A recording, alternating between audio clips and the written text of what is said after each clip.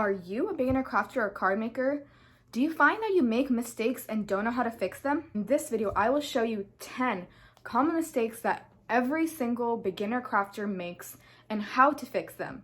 Hi, my name is 𝓁𝒾𝓀𝑒 and welcome to Handmade by Vaishnav. We post arts, college, and lifestyle content. Don't forget to hit that notification bell below so you don't miss out on any future videos, and also don't forget to subscribe. And now, without further ado, let's get on with the video.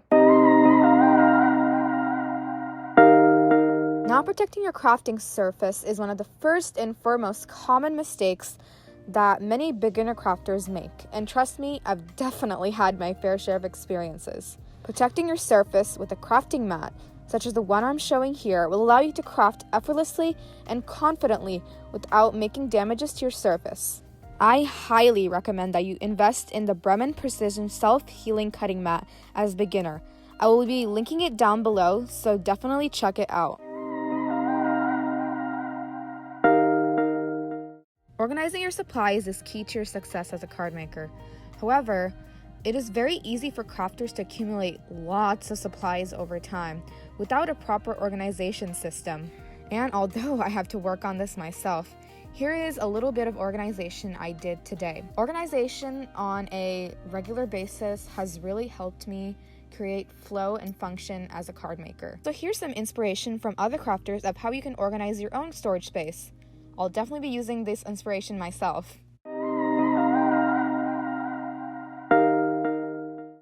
As a crafter, you will be exposed to many different mediums, one of which includes liquids. And if you're anything like me, you will wait in anticipation and excitement for your final product, only to have it smear due to a hasty decision. My solutions for this is to give your piece at least an hour or two to dry, or if you're crunched on time, use an embossing heat tool like I've shown above. As a beginner crafter, it can be pretty frustrating when things don't go your way. You put all this time and effort and you don't feel like starting over again. I can recount so many times when I just want to scrap a project and throw it away. But the truth is, you don't have to. The creative process is all about improving and making art, even out of your mistakes. So, whether it's trying to cover up the mistake, add embellishments to distract attention away from it, simply cutting a piece of the project out, don't hold back and see where your creativity takes you. And you never know, you might end up with an end product that you actually like. So when in doubt, just improvise and see where your creative intuition takes you. Stamping is something that is central to every single card maker. However, it is common for beginner crafters to not clean their stamps properly when they tend to get rushed. Although this may not seem like a big deal, it can really affect the way the stamped image turns out by adding a few hues and colors that you may not want. One product I can surely recommend is the Recollection Stamp Cleaner, which you can find at your local Michaels or craft store. But I will also be linking it down below, so definitely check it out if you'd like to purchase one of your own.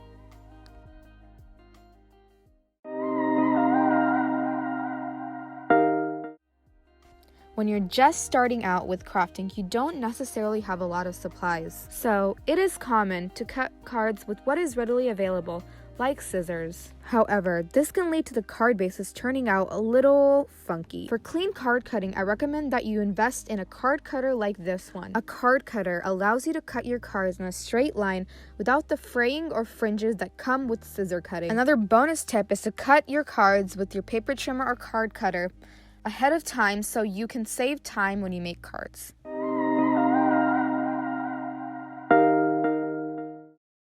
This may not be very well known, but it is imperative that you prep your card base before doing any sort of embossing. As you can see here, I am testing out with two different strips of card. So for the strip that I'm not prepping, we start out by holding it and trying to transfer some of my natural oils to see what happens. Then we stamp on the clear embossing ink. Then we put on the embossing powder. Finally, we use our embossing heat tool to finally emboss the card. As you can see with the finished product, my natural oils have caused some of the embossing powder to adhere in places that are not wanted.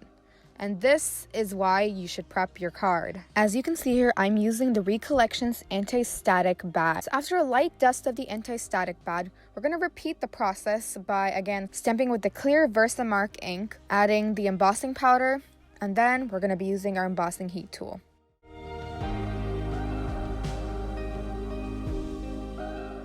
Now that we're done embossing these both, when you place them side by side, you can clearly see that the one that we prepped is clean, clear, and does not have any stray embossing marks.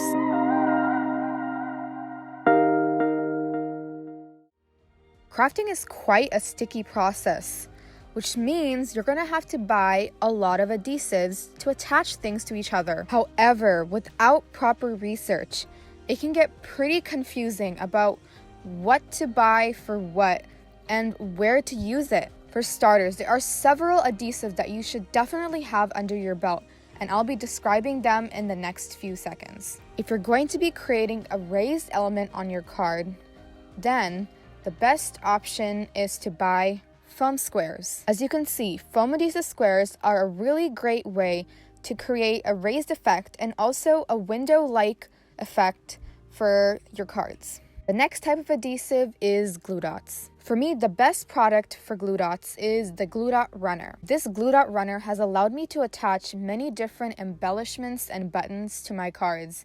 Another really important type of adhesive is called 𝓁𝒾𝓀𝓈𝒊𝒷𝓈𝒸𝓆. However, I won't be mentioning about it much here, but I will definitely be mentioning it in upcoming videos, so stay tuned. When crafting with paper, you'll definitely be cutting a lot of things. This may include cutting out shapes out of your card, die cuts, or even just prepping your card base. However, when it comes to all of these, one must always replace the dull blades in order to prevent fraying. I recommend switching out your blades every few months so you can maintain that clean, crisp cut without any fraying. It's always good to keep extra stock of your replacement blades so you can switch them out easily and effectively.